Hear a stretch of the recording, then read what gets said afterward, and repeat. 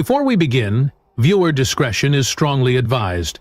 The following is for educational and entertainment purposes only. This is the verbatim federal courtroom testimony of the Sean Diddy Combs trial, as reported by Inner City Press. The seventh day of the Diddy trial was supposed to focus on Cassie, but then at 10:50 a.m., something happened that no one expected. 50 Cent, real name Curtis Jackson, stepped into the courtroom. No entourage, no media alert, no hint of what was about to unfold. Wearing a gray suit and holding a slim black folder, he walked straight to the front, paused, and whispered something to the bailiff. Seconds later, gasps filled the courtroom as the judge confirmed that Curtis Jackson had been sworn in and was ready to testify. His entrance was a lightning bolt, charged with the promise of secrets too long buried. What followed wasn't just shocking, it was historic, because what 50 Cent revealed about Kim Porter, the files she had, and how she lived in fear of Diddy, painted a story darker than any album lyric or headline. This wasn't beef. This was a murder accusation under oath. Each word he spoke was a grenade, primed to explode Diddy's carefully crafted empire. The atmosphere inside the courtroom was heavy, even before anything unusual happened. It was the seventh day of the trial, and most observers expected more of the same: emotional testimony from Cassie Ventura, routine cross-examinations, and maybe another heated back and forth between the prosecution and Diddy's defense team. But no one was prepared for what happened next. At exactly 10:46 a.m., the heavy wooden doors at the rear of the courtroom creaked open, and heads turned. A tall, familiar figure entered, wearing a tailored charcoal suit with no tie. It was Curtis Jackson, 50 Cent. He didn't say a word. He didn't make eye contact with the press or the public seated in the gallery. He walked with purpose, every step echoing through the silent room.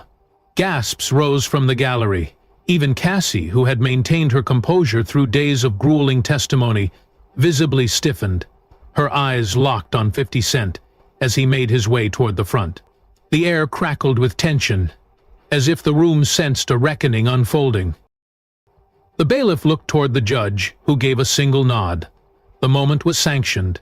Diddy, seated at the defense table, turned slowly. At first he didn't react. Then his face tensed. He leaned toward his attorney and whispered something, his eyes fixed on 50.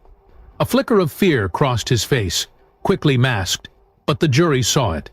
50 Cent walked up to the front and respectfully requested to testify under oath. He wasn't here for show. He said no. No theatrics, no publicity.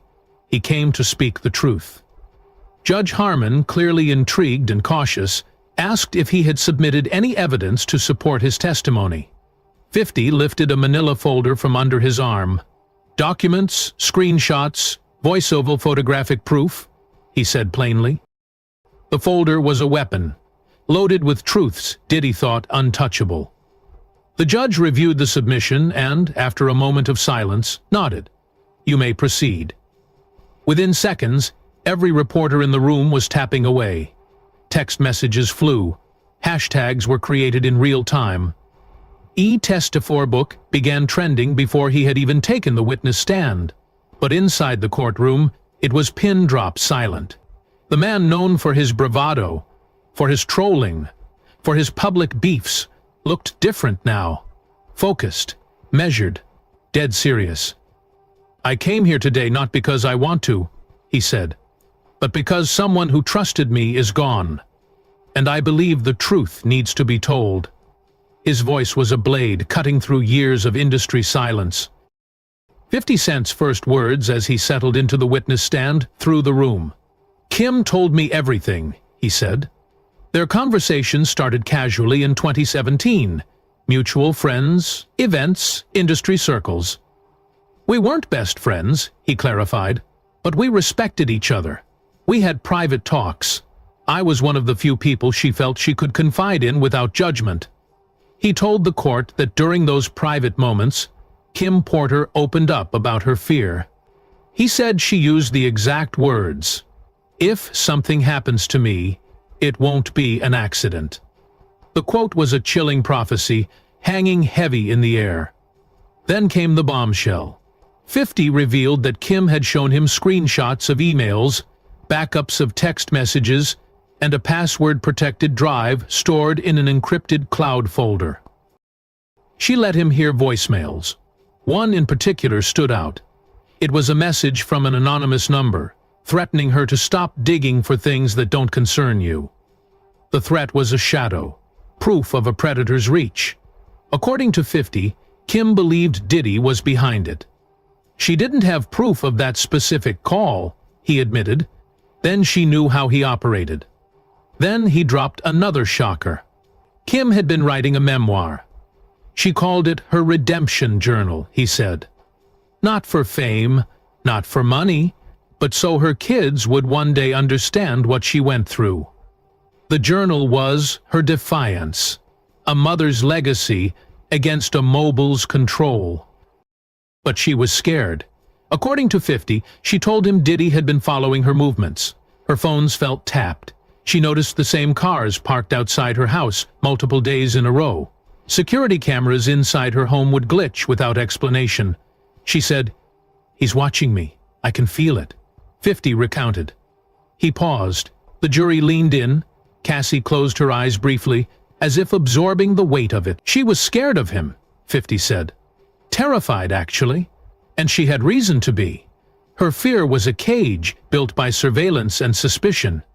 He then told the court that Kim once showed him a screenshot of an Uber trip log, claiming it was Diddy's assistant arriving uninvited at her property at 3:41 AE. She said he wasn't there to talk. He was there to remind her who's in charge. The visit was a warning, power cloaked in midnight silence. The prosecution asked if 50 had preserved any of this. He said yes.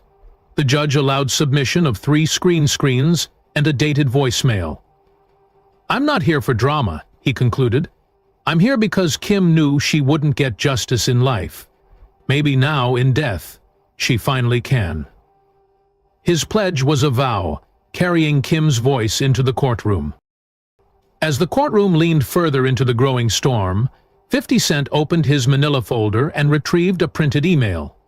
"This one," he said, lifting the page, "came from Kim's former stylist." The stylist, unnamed for safety reasons, had been in close proximity to both Kim and Diddy for years. According to 50, the email was dated just 2 weeks before Kim's death. It warned Kim to stop working on her memoir. "Drop the book," it said. "He knows." The warning was a siren laced with dread from someone who'd seen too much. That wasn't fear-mongering. 50 told the jury that was a warning from someone who'd seen too much. But the most shocking part of the email wasn't just the warning. It was a detail buried 3 paragraphs in. "He bought a gold casket a month ago for you." The detail was a death knell, a chilling hint of premeditation. The courtroom fell deathly silent. 50 said, "When I first read that line, I thought it was hyperbole. But after she died, after I saw what she was buried in, I believed it." He told the court Kim had privately confided that she was in possession of footage, actual video files, from Diddy's infamous parties. The tapes were a ticking bomb, evidence of secrets too dangerous to reveal. The footage, he claimed, was backed up to a hidden drive, a drive that mysteriously vanished from Kim's home during what police later deemed a routine burglary. He paused, looked directly at the jury. That footage didn't vanish. It was taken. The theft was a cover, erasing proof of Diddy's sins. The prosecution asked if Kim ever named names. 50 nodded. Clive Davis, Andre Harrell, and someone else, a billionaire. Kim said she had them all on tape, not just talking, participating. The names were a shockwave, tying giants to a web of corruption. According to 50, Kim knew releasing the footage would cost her everything, her safety, her career, maybe even her life. But she told me, "If I go down, I'm not going down quiet." He ended part 3 with a chilling quote Kim had written to him via encrypted email. "If I disappear, if I die, if anything happens to me that feels off, You know who did it. You always will." And then slowly he folded the paper and said, "Now the rest of the world will too." The quote was her final stand, a mother's cry preserved for justice. The courtroom quieted as 50 Cent stepped back to the stand and asked the judge's permission to introduce a file Kim Porter had once shown him titled simply, "Masters and Murders." With slow deliberation, 50 explained that Kim believed Tupac Shakur and Christopher Wallace Biggie were murdered not out of street beef, but through calculated behind-the-scenes decisions made by industry power players who saw both men as too outspoken, too powerful, and too in control of their own musical legacies. The file was her rebellion, a ledger of industry betrayal. Kim, he claimed, uncovered this through a series of voicemails, studio recordings, and second-hand conversation. She told me in 2018, "They plan to make icons out of dead men because dead men can't sue." The words were a revelation, exposing a sinister motive. The courtroom was stunned. 50 said Kim once confided that during a trip to New York in the late 80s, she didn't have audio, but she kept notes, handwritten, dated, and signed by her. She knew too much, 50 told the jury, and she had too much. Her knowledge was a threat, making her a target. When asked by the prosecution why she didn't go public, 50 looked directly at the jury. Because she was scared, because she was outnumbered, and because she knew what happened to Pac and Big. He submitted printed transcriptions of Kim's voice memos where she named names, Suge Knight, Andre Harrell, Jimmy Iole, and suggested that they all knew Diddy had been involved in orchestrating tension that helped escalate into bloodshed. Everything Biggie had, his publishing, his royalties, it got locked up when he died. That benefited labels, that benefited Diddy. The accusation was a bombshell, rewriting hip-hop history. The gallery gasped. One juror wiped tears from her eyes. The rest leaned forward. The court was no longer just looking at Kim's death. They were beginning to suspect that she may have held the last remaining thread to unravel one of the biggest unsolved mysteries in hip-hop history. When 50 Cent returned to the microphone for the 5th time, his tone changed. It was darker, heavier. He wasn't just testifying about events. He was giving voice to the aftermath of a silenced woman. "You heard what Gene Deal said," he began. "Kim wasn't found in her bed. She was found on the bathroom floor. But when the news broke, the official statement said she died peacefully in her sleep. That was a lie. The lie was a cover, masking a darker truth." He paused. "Then I got an email the night before her funeral from someone who claimed to have worked with the original coroner. They said the first autopsy showed traces of a toxin that shouldn't be there.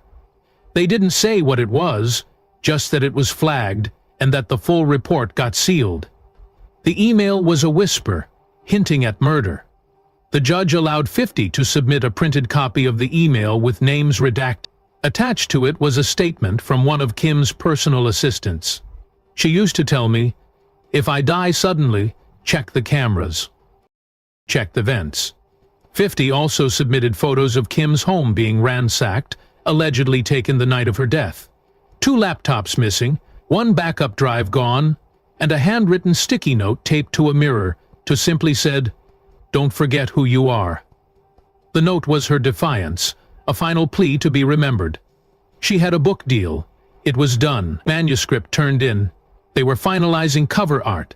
Next thing I know, that publisher went dark. Lawyers got involved, everything stopped, and the book, it vanished. The book's disappearance was a silencing, erasing her voice. He showed an NDA sent by a company linked to Diddy's legal team, instructing any mention of Diddy be removed from the final manuscript, or the publisher would face litigation. And just like that, the truth disappeared, 50 said. The publisher would face litigation. When 50 Cent brought up Diddy's obsession with gaining full custody of the twins, the courtroom's energy changed once again. It was no longer just about Kim's fear for her life. It was about her children's lives. "Kim told me straight up, if he ever gets custody, I'm done for. He'll have no reason to keep me around." The fear was a mother's terror, her children's future at stake. He claimed Kim was preparing to move quietly. New house, different name, private schooling for the girls in another state. She didn't tell Diddy. She didn't even tell most of her friends. But somehow he found out, 50 said grimly. The discovery was a breach, her plans exposed by betrayal. He submitted a private investigator's report confirming that Diddy had flown from New York to Los Angeles 2 days before Kim's death. Flight records were time-stamped. Private jet manifest included Diddy, 2 assistants, and an unnamed legal consultant. According to a source close to Kim, Diddy showed up at her house the next day, uninvited. Footage, 50 said, was later lost. The lost footage was a void, hiding a fatal confrontation. From that moment, Kim went silent, 50 said, and 2 days later she was gone. He showed the court a digital copy of a letter Kim had written to her lawyer in 2018, just months before her death. The letter included details of Diddy's increasingly erratic behavior, violent threats, and an explicit warning. He said, "I'll never leave him without consequences." 50 concluded this part of the testimony to let him raise my girls. The plea was her last stand, a mother's shield for her daughters. The courtroom was dead silent. Even Diddy stopped writing in his notebook. His hand fell limp. His gaze stuck to the floor. The courtroom had already heard plenty of disturbing allegations from 50 Cent, but when he brought up the missing surveillance footage from Kim Porter's home, everything got darker. Standing firm, 50 addressed the judge and jury.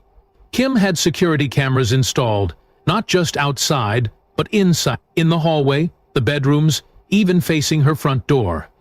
He stated that Kim had told him during one of their last phone conversations that she'd become paranoid. He said, "They know I'm watching them now. I've got proof stored in 2 places. 1 cloud, 1 hard drive. If something happens to me, they better not say it was pneumonia." Her paranoia was a shield, built from years of threats. 50 then handed over an affidavit from a home tech contractor who serviced Kim's system 2 weeks before her death. The affidavit confirmed that the cameras were working perfectly and that the system was configured to automatically upload footage to a secure cloud account. But here's where it gets damning. The tech noticed that just 48 hours after Kim's death, the administrative credentials were accessed remotely from an IP address linked to Revolt Media, Diddy's own media company. That login didn't just view footage, it wiped files. The wipe was a cover-up, erasing the truth of her final moments. When the LAPD asked for the recordings later, they claimed none were retrievable. "You're telling me she had a full surveillance system?" 50 asked the courtroom pause. "And the only footage missing is the night she died." He paused. "You know who had motive, you know who had access, and now you know who had the power to cover it up." The question was an accusation, pointing directly at Diddy. The jury was visibly shaken. Juror 6 clenched her jaw. Juror 11 scribbled frantically. Diddy sat motionless, his lawyers whispering behind him. The implication was deafening. The truth may have been captured on camera, but someone made sure it disappeared. With the tension already boiling, 50 Cent dropped another bomb. A direct message from Kim Porter to her ex Al B, sure just days before her death. She sent him a voice note. 50 said, "You can't hear it now," but she said, and I quote, "They know I'm going to talk. I'm scared." The voice note was a desperate cry, her fear laid bare. He then pulled up a screenshot, a message time-stamped just 48 hours before Kim was found dead. In it, Kim told Al B, "Sure, he keeps asking about my hard drive. I think he's planning something. If I disappear, it wasn't me." The message was a warning, her last plea for someone to listen. The court sat in stunned silence. 50 added, "Al B sure went public about this in 2020 on IG Live, but no one took it seriously. I did." The prosecution submitted that screenshot into evidence. Then came a twist no one was prepared for. 50 testified that 2 days after Kim's funeral, he received a private call from an unknown number. The voice on the other end simply said, Back off, or you'll end up like her. The threat was a shadow, echoing Kim's own fears. According to investigators, the number was tied to a burner phone. That burner had been purchased in cash, but the SIM had pinged off a tower near a known bad boy office in New York. The courtroom gasped. 50 stared at Diddy. "I don't scare easy," he said, "and I sure as hell don't back down when someone makes a threat." His defiance was a challenge, daring Diddy to respond. The judge asked if he had reported it. "I did," 50 said, "and nothing happened. But now I'm saying it in court in front of the jury. Let's see who tried to shut me up now." When it came time for 50 Cent's closing words, the courtroom leaned in. Every juror, every journalist, even Diddy himself.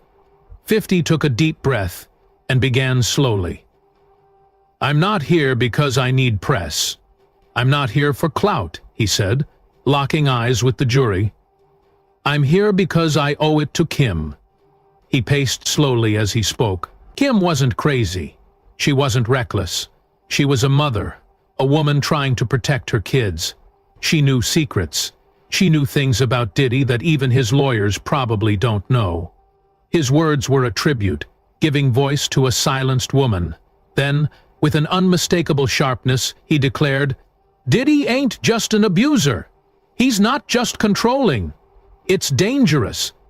Kim told me face to face, if anything happens to me, it's him." She was scared. She said he would ruin her, or worse. The accusation was a blade, cutting through Diddy's public persona. 50 submitted one last document, a signed memo from a former music label assistant detailing Diddy's obsession with cleaning up anyone who became a liability. The memo included a line, "He always says, 'Dead women don't talk.'" The line was a death sentence, implicating Diddy in Kim's fate. The courtroom froze. "But I know what murder looks like when it's dressed in $1 million suit. Y'all got the evidence now?